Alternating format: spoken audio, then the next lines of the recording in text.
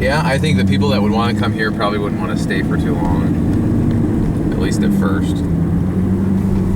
I mean, that's something, I guess that's a Midwestern thing, the idea that, like, people are passing through on their way from one side to the other. Yeah. That's the thing about Chicago, is a lot of people travel through Chicago. I guess this is also a huge trucking route, industrial route. Yeah. Oh, yeah, 80, 94, 90. There's billions of dollars worth of commerce passing up and down that expressway every year. Are there any issues with, like, highway robbery? Like, people sticking up the trucks? I haven't heard too much of it. I mean, occasionally you'll hear about a truck getting stolen. I mean, truck stops probably have their own security for that. Yeah. A lot of the things I hear about are more police highway robbery, like stopping cars with $500,000 that they claim in marijuana or something, you know. Oh, yeah. 100 pounds Civil of weed. forfeiture. Yeah. Is there civil forfeiture a big thing out here? With that sort of thing, I think so. There's a lot of weed stops along I-90. So, if you're taking weed through Northwest Indiana, don't go down I-90. Go around. I see a lot of stories of that.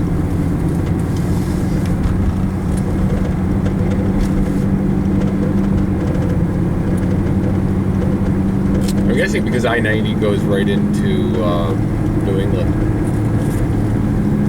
Boston. So, Yeah, when I was in Florida, they were saying, like, you know, I-95, I-75, the corridor out of Miami, because Miami's a huge port.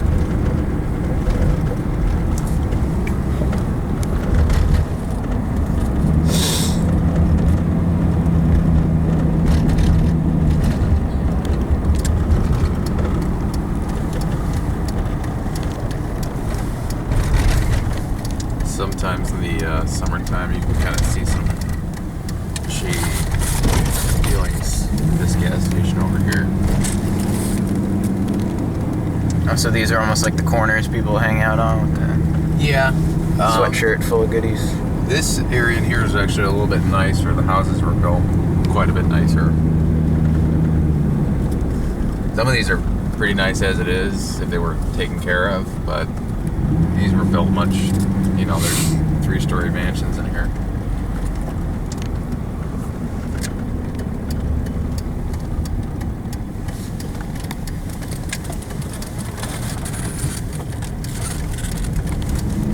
It's a little bit more taken care of. Notice they got neighborhood watch signs here. Yeah. Still boarded up windows. Yeah, there's a few boarded up places in here.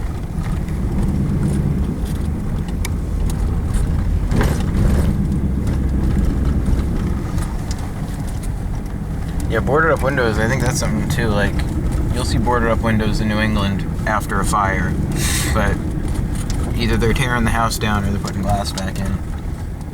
Where here it seems like pretty commonplace, like, we're not fixing the windows, we'll just put a board up. In some ways, boarding it up for abandoned structures is a sign that somebody actually wants to keep it.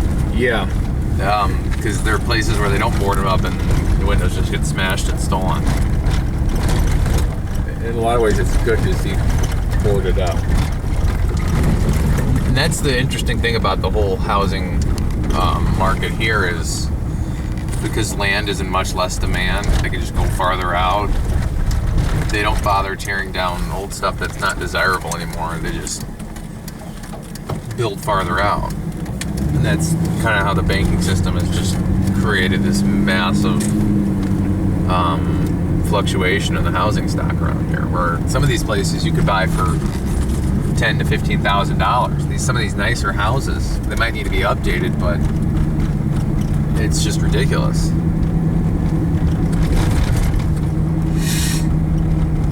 It's kind of like those Detroit prices, where it's just all over the stock.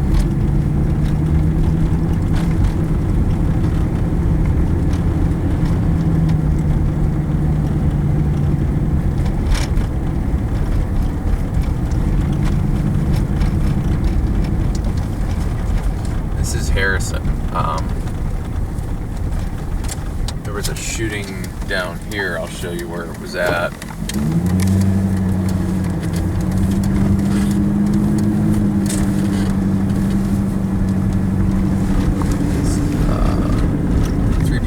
shot like right here, up here on the right. I don't even know if anybody's still in that house there. They weren't killed, all of them survived, but there was a murder that happened up here at the corner at this convenience store this past, I want to say July.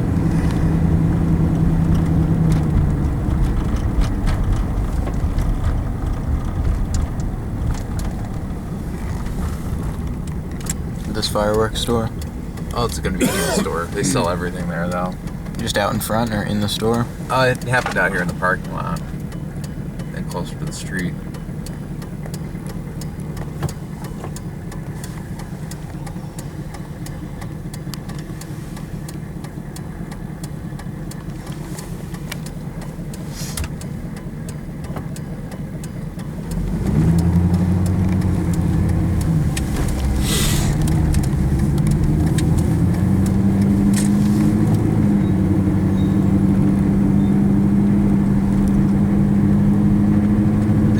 Areas where it's a little bit more occupied. You see the houses have been somewhat taken care of over the years. Lawns aren't as overgrown. Yeah.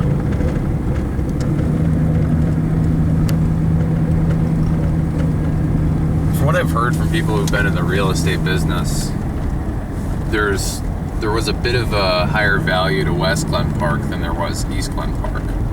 This is West Glen Park. Dividing line is the stoplight up there at Broadway.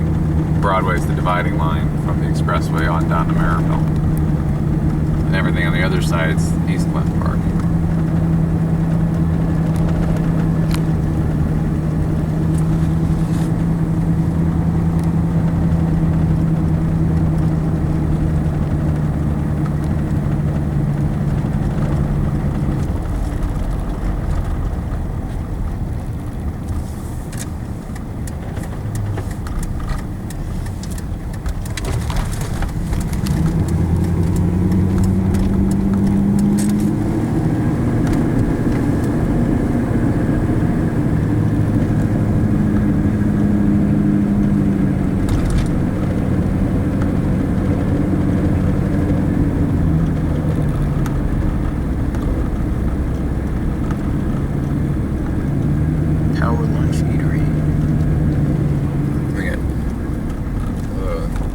Shutters that roll down, which that's something you'll see in a lot of places around here.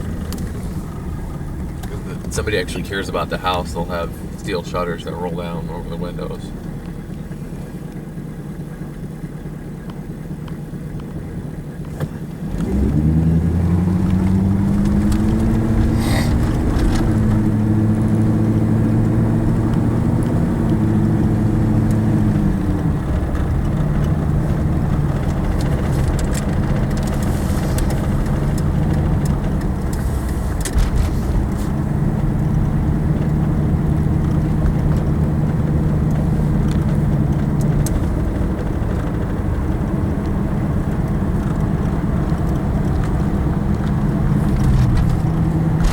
Action down there.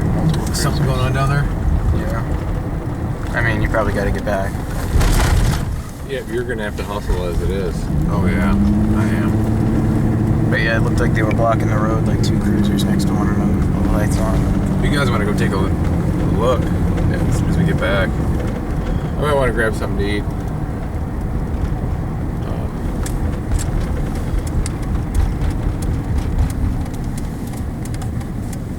I'll go with him if he wants to.